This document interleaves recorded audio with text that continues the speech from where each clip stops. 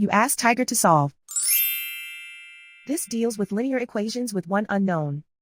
The final result is v equals -6. Let's solve it step by step. Simplify the expression. Group like terms. Simplify the arithmetic.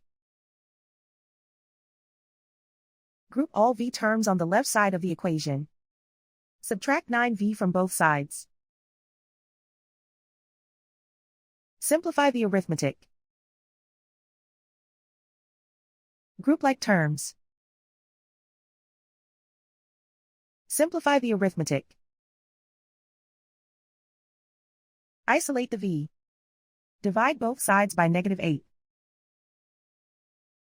Cancel out the negatives. Simplify the fraction. Move the negative sign from the denominator to the numerator. Find the greatest common factor of the numerator and denominator. Factor out and cancel the greatest common factor.